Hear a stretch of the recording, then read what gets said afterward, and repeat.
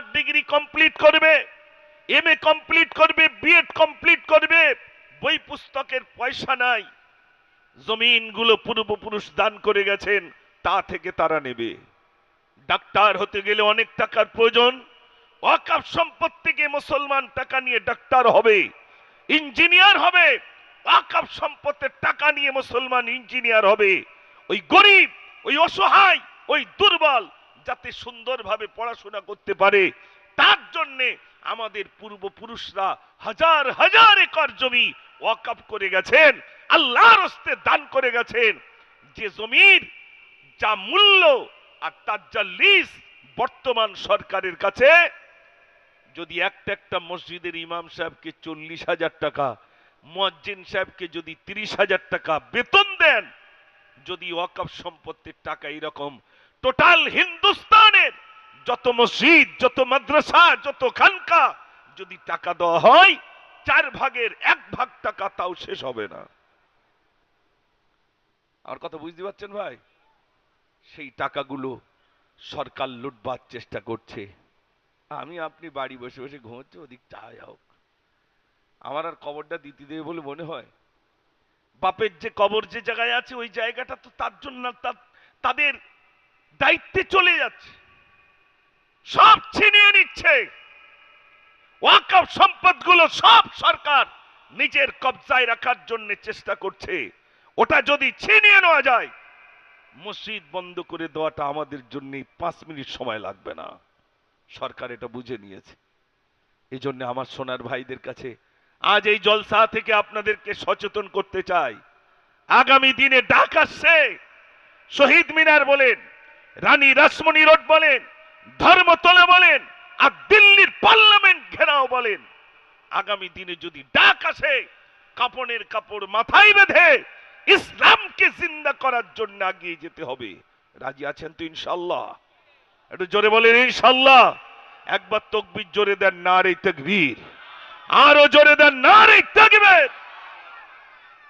আর সেদিন নেই, আর ঘুমিয়ে থাকার দিন নেই, আর ঘুমিয়ে শুয়ে থাকার দিন নেই। এবার ময়দানে নামার দিন। ও যুবক ভাইরা, নিজের অস্তিত্ব থাকবে না, নিজের কিছুই থাকবে না। এমনিতেই তো বলছে মুসলমানদের নাগরিকত্ব কেড়ে নেব, এত সহজ? হিন্দুস্তানে মুসলমানের রক্ত নাই? জোরে বলেন, রক্ত নাই? শোনেন, একটা আলেমের কথা বলি, নাম ছিল আশফাকুল্লাহ। আশফাকুল্লাহ ইংরেজদের সঙ্গে যখন যুদ্ধ হবে, আশফাকুল্লাহকে ইংরেজরা বন্দী করলো। ইংরেজদেরকে যখন তাড়াবার জন্য ষড়যন্ত্র হচ্ছে, ইংরেজদের কানুন আর সহ্য করা যায় না, ভারতকে মুক্ত করতে হবে ইংরেজদের হাত থেকে।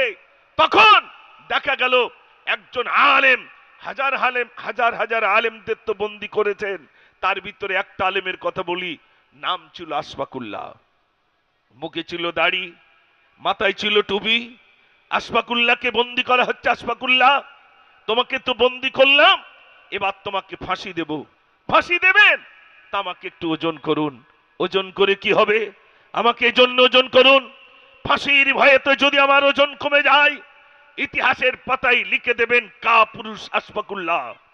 আমার ওজন যা ছিল যদি তাই থাকে, ইতিহাসের পাতায় লিখবেন সুপুরুষ আশফাকুল্লাহ। আমার ওজন যা ছিল তা ছাড়া যদি বেড়ে যায়, ইতিহাসের পাতায় লিখবেন বীর পুরুষ আশফাকুল্লাহ। একটু জোরে বলুন না সুবহানাল্লাহ। আশফাকুল্লাহর ফাঁসির 15 দিন আগে আশফাকুল্লাহর ওজন হচ্ছে 100 কেজি। যেদিন ফাঁসি হবে, আশফাকুল্লাহকে বলছে, আশফাকুল্লাহ, তোমাকে ফাঁসি দেব, মায়ের সঙ্গে দেখা করতে চাও? না, আমি কারোর সঙ্গে দেখা করতে চাই না, আমাকে ওজন করুন। বলছে, ওজন করে কি হবে? বলছে, আমাকে ওজন করুন। ফাঁসির কিছুক্ষণ আগে আশফাকুল্লাহর ওজন করা হচ্ছে। ফাঁসির 15 দিন আগে ওজন ছিল 100 কেজি। যেদিন ফাঁসি হবে সেদিন আশফাকুল্লাহর ওজন করা হচ্ছে। আনন্দে ভারতের জন্য, হিন্দুস্তানের জন্য জীবন দেওয়ার জন্য এত আনন্দ, আশফাকুল্লাহর ওজন গিয়ে দাঁড়িয়েছে 150 কেজি। একটু জোরে বলুন না সুবহানাল্লাহ। তার নামটা ইতিহাসের পাতায় জায়গা পায় নাই। স্কুল, কলেজ, ইউনিভার্সিটিতে আশফাকুল্লাহর নাম নেই, ক্ষুদিরামের নাম আছে, মাতঙ্গিনী হাজরার নাম আছে।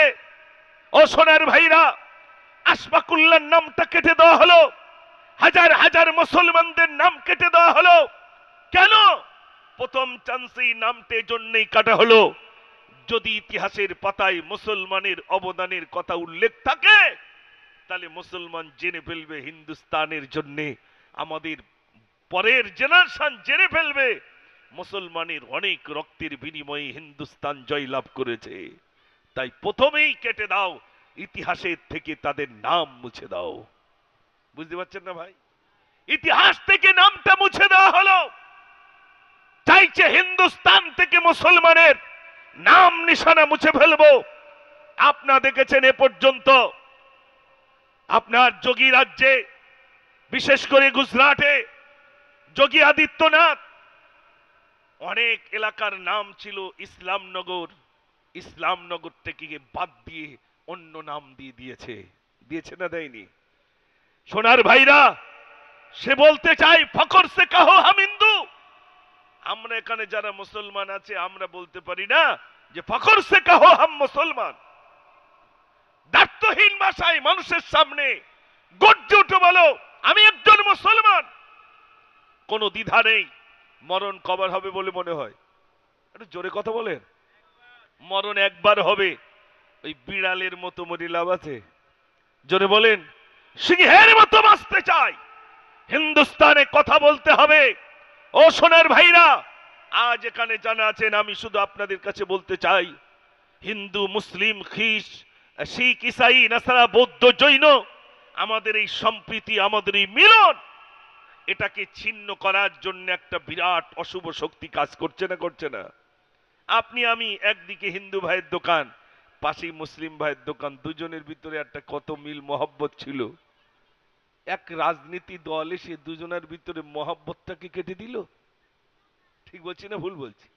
আর জলসা হচ্ছে এখানে, কত কাকারা এসে শুনতেন, কত কাকারা কত কাকিরা জলসার জন্য আনন্দ করতেন।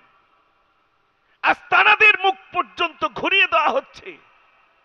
আমাদের পরবর্তী জেনারেশনের উপরে এমন একটা বিষ প্রয়োগ করা হচ্ছে যে মুসলমান যেন নদীর পানিতে যেমন ওই পানা ভেসে আসে, মুসলমান যেন ভেসে এসেছে।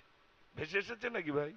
জোরে বলেন না। আমি এই জন্য লিখেছিলাম, অধিকার পাও যদি এই ধরা বাগানে, চেয়ে নাও কিনে নাও পাবে না কুশয়নে। অধিকার পাও যদি এই ধরা বাগানে, চেয়ে নাও কিনে নাও পাবে না কুশয়নে। ভারত স্বাধীন হলো রক্তে যাদের, ইতিহাসে নাম নেই আজও তাদের। ভারত স্বাধীন হলো রক্তে যাদের, ইতিহাসে নাম নেই আজও তাদের। গুটি কত লোক নিয়ে হয়নি স্বাধীন, ইংরেজ মেরেছিল আলেম সেদিন। তবে কেন বল এলো যাও ওখানে, তবে কেন বল এলো যাও ওখানে, সন্ত্রাসী বল কেন মুখে সে আনে। অধিকার অধিকার পাও যদি এই ধরা বাগানে, চেয়ে নাও কেড়ে নাও পাবে না কুশয়নে।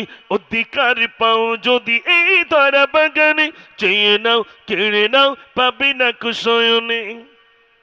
ভারত স্বাধীন হল রক্তে যাদের, ইতিহাসে নাম নেই আজও তাদের। ভারত স্বাধীন হল রক্তে যাদের, ইতিহাসে নাম নেই আজও তাদের। গুটি কত লোক নিয়ে হয়নি স্বাধীন, ইংরেজ মেরেছিল আলেম সেদিন।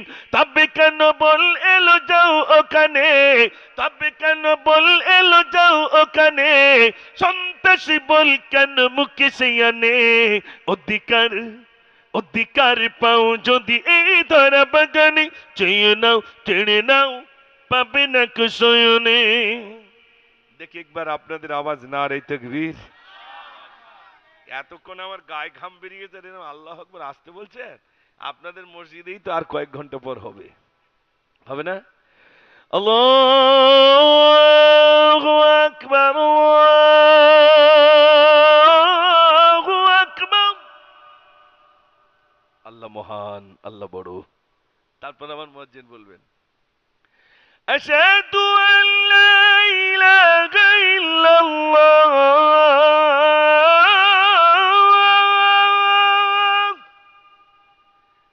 সাক্ষী দিতেছি আল্লাহ ছাড়া কোনো মাবুদ নাই। একটু জোরে বলুন না সুবহানাল্লাহ। মুয়াজ্জিন আবার কি বলে জানেন? আশহাদু আন্না মুহাম্মাদার রাসূলুল্লাহ।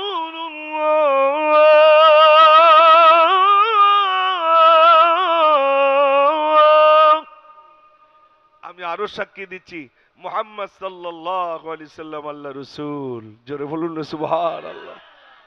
মুয়াজ্জিন আবার বলবেন, কষ্ট হচ্ছে না তো আপনাদের? মাশাআল্লাহ। মুয়াজ্জিন আবার বলছেন হাইয়া আলাস সালাহ,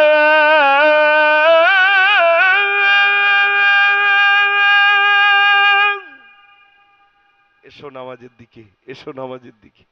মুয়াজ্জিন আবার বলবেন হাইয়া আলাল ফালাহ,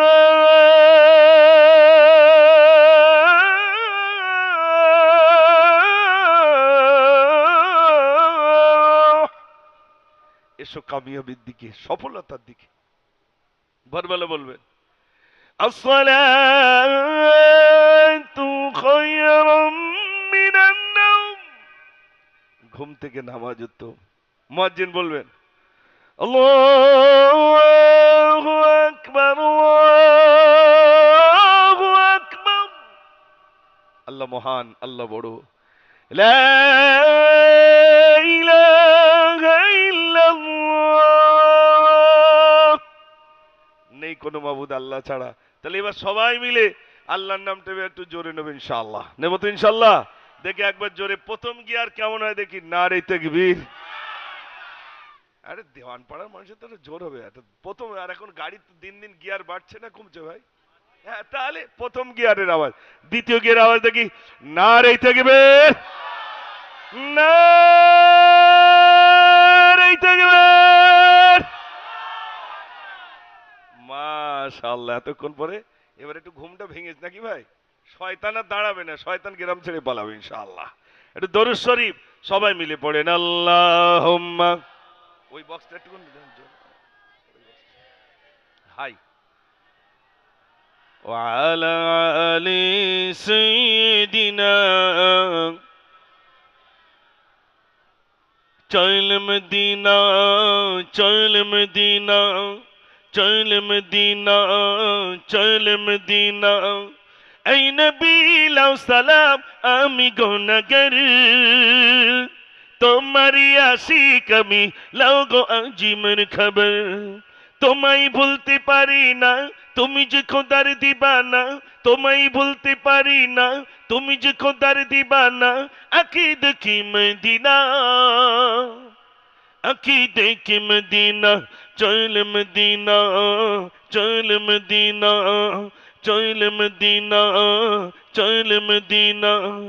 এই খোদা তোমার পাগল বোঝে না, দিলের আয়নাতে ছবি কেন ফোটে না, নসিবে কি হবে না কাবা দেখার বাহানা, আকিদ কি মদিনা, আকিদ কি মদিনা, চল মদিনা, চল মদিনা, চল মদিনা, চল মদিনা। নারে তাকবীর। মাশাআল্লাহ।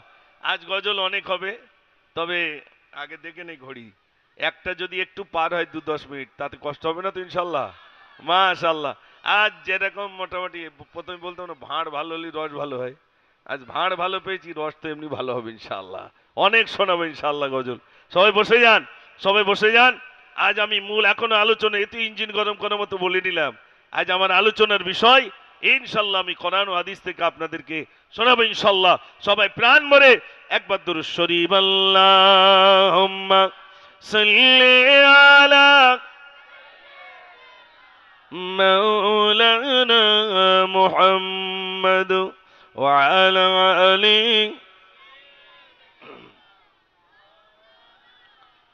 আল্লাহ পাক কোরআন শরীফের ভিতরে বলছেন ইয়া আইয়ুহাল্লাযীনা আমানু তাকুল্লাহা হাক্কা তুকাতিহি ওয়া লা তামুতুন্না ইল্লা ওয়া আনতুম মুসলিমুন।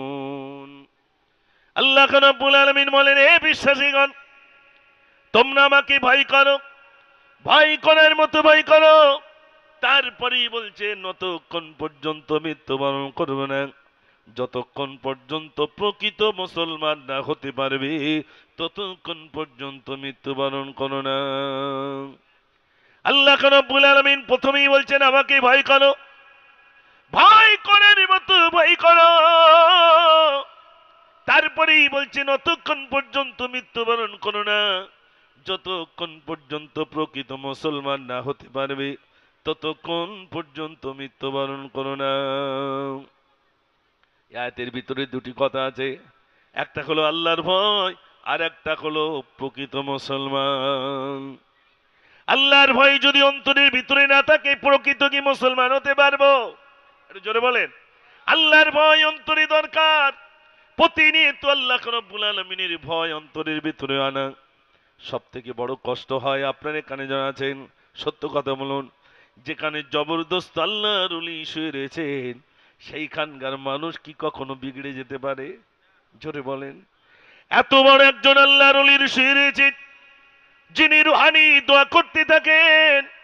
ও সোনার ভাইরা, যেখানে দূর দূরান্ত থেকে মানুষের আগমন ঘটে আল্লাহর ওলি রওজা পাক জিয়ারত করার জন্য, আর সেই বংশের মানুষ আপনারা, সেই গায়ের মানুষ আপনারা এখানে যারা রয়েছেন ভাইরা আমার, তাহলে বলুন ওই মানুষগুলোর অন্তরে বেশি আল্লাহর ভয় থাকে না থাকে না? আল্লাহর নবী বলেছেন তোমরা মদিনার কোন জিনিসকে খারাপ বলো না, মদিনার কোন জিনিসকে খারাপ বলো না। মদিনার কাকরগুলো ধন্য, মদিনার গাছগাছালি গুলো ধন্য, মদিনার পাহাড় গুলো ধন্য, মদিনার পশু পাখি গুলো ধন্য। এই মদিনায় আল্লাহর নবী সাল্লাল্লাহু আলাইহি সাল্লাম শুয়ে রয়েছেন বলে মদিনার পাথর কাঁকর গুলোর সম্মান বেড়ে গেছে। ও সোনার ভাইরা, তাহলে এবার বলুন, এখানে তো জবরদস্ত আল্লাহর ওলি শুয়ে রয়েছেন, যেখানে একজন আল্লাহর ওলি শুয়ে রয়েছেন, আল্লাহর বন্ধু শুয়ে রয়েছেন, আল্লাহর সলেহ বান্দা শুয়ে রয়েছেন। ওলিটা তো অত সহজ নয়। আল্লাহর ওলি এটা তো কোনো কেতাবে পড়ে পড়েতে আল্লাহর ওলি হবে এমনটি তো নয়। আল্লাহর ওলি হতে গেলে কোন ক্লাসের পরে কোন ক্লাসে গেলে কি আল্লাহর ওলি হয়? জোরে বলেন। আল্লাহর ওলি হতে গেলে সাধক হতে হয়, আল্লাহকে ডেকে ডেকে, আল্লাহকে ডেকে ডেকে তবে তিনি আল্লাহর ওলি হয়েছেন। আল্লাহর নবীর সুন্নাহগুলো নিজের জীবনে বাস্তবায়ন করেছেন, তবেই তো তিনি আল্লাহর ওলি হন। 5 ওয়াক্ত নামাজ পড়েছেন সোনার ভাইরা, শুধু 5 ওয়াক্ত নয়, তাহাজ্জুদের নামাজে কেঁদেছেন, ইশরাকের নামাজ পড়েছেন, আবির নামাজ পড়েছেন, এত নামাজ পড়েছে আল্লাহ রাব্বুল আলামিনের জন্য তিনি সিজদায় গিয়ে কেঁদেছেন। কেঁদে কেঁদে কেঁদে কেঁদে চোখের পানিগুলো তিনি শেষ করে ফেলেছেন আল্লাহকে রাজি করতে, যে এই জন্যই তো তিনি আল্লাহর ওলি হয়ে গেছে। ও সোনার ভাইরা, তবেই তো মানুষ ছুটে আসেন, তবেই তো মানুষ ছুটে আসেন ওই রওজার ধারে গিয়ে ডুকরে ডুকরে কাঁদেন। তিনি ক্রন্দন করে চলে গেছেন, আজ তানার পাশে এসে কাঁদছেন আর বলছেন হুজুর আমার জন্য একটু দোয়া করেন, আল্লাহ যেন আমার মনের বাসনাটা পূর্ণ করে দেন। বলে না বলে না? হুজুর এই রওজার পাশে গিয়ে কাঁদেন আর বলেন হুজুর আমার জন্য দোয়া করুন, আমার মেয়েটা অসুস্থ রয়ে চিন্তা এসেছি, আপনি একটু দোয়া করুন আমার মেয়েটা যেন সুস্থ হয়ে যায়, আল্লাহর আপনার ওসিলায় যেন আমার আল্লাহ পাক যেন আমার মেয়েটাকে সুস্থ করে দেন। বলে না বলে না? এই জন্য তো মানুষ ছুটে যান। আর সেই জায়গার মানুষ যদি বেনামাজি হয়ে যায়, সেই জায়গার মানুষ যদি জোয়া খেলে, সেই জায়গার মানুষ যদি টিকিট খেলে, সেই জায়গার মানুষ যদি সুদ খায়, সেই জায়গার মানুষ যদি থাকে বেনামাজি, সেই জায়গার মানুষ যদি কুকর্ম করে, তাহলে বলুন ওই আল্লাহর ওলি আমাদের জন্য রুহানি দোয়া করবে না বদ দোয়া করবে? একটু জোরে বলেন, জোরে বলেন।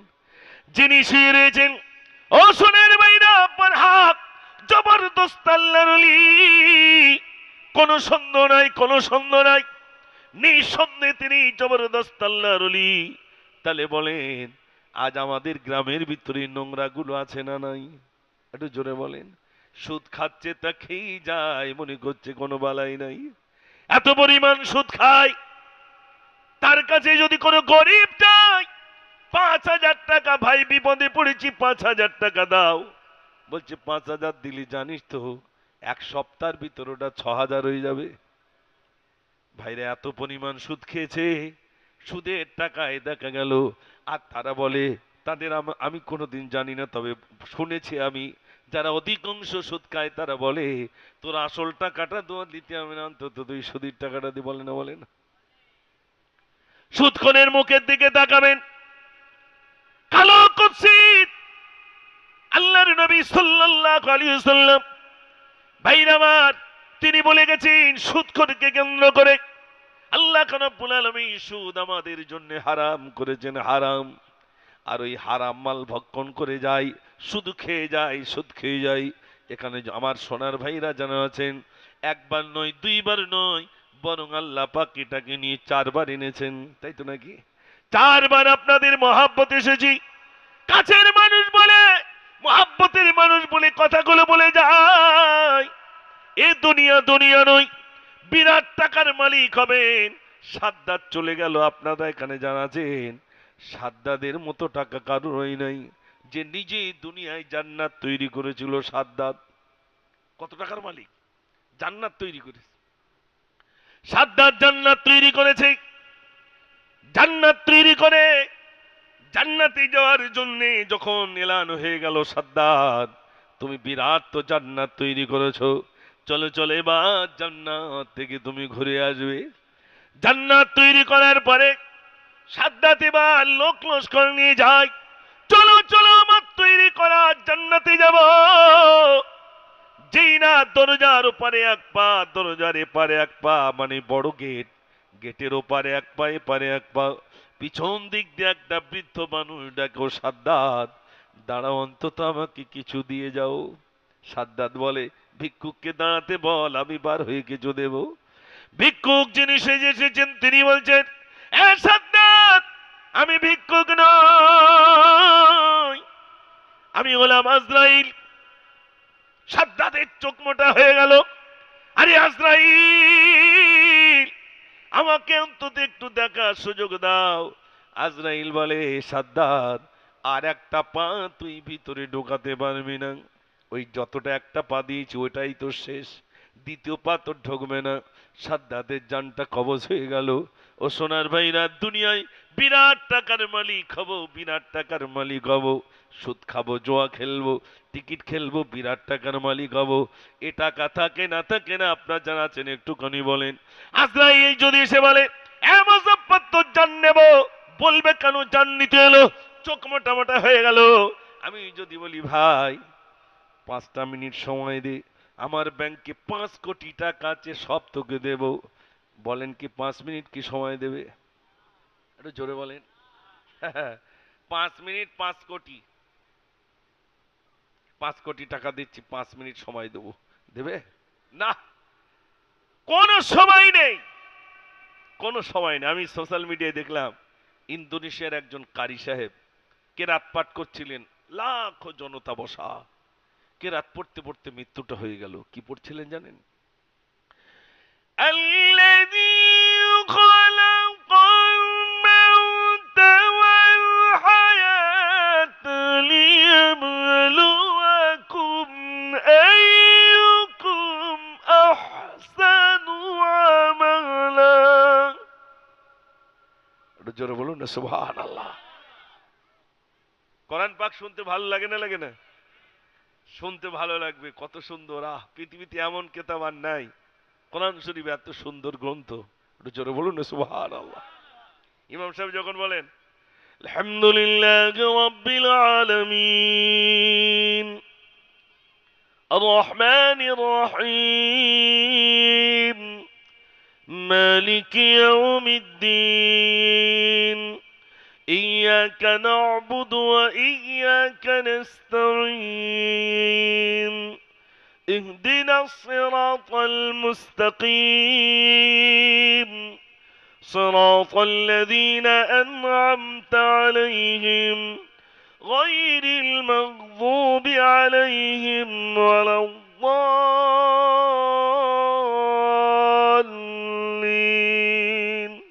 এরপরে কি বলবো? আমিন আহ, কোরআন শরীফের ভিতরে 114টা সূরা। এত সুন্দর, আপনি যে সূরাটা পড়বেন কত সুন্দর মিল দেখেন। দেখেন ওই সব থেকে শেষ সূরাটা হলো সূরা নাস। প্রত্যেকটা আয়াতের পরে দেখবেন আয়াতের শেষে দন্তস্ব আছে, যেটা সিন।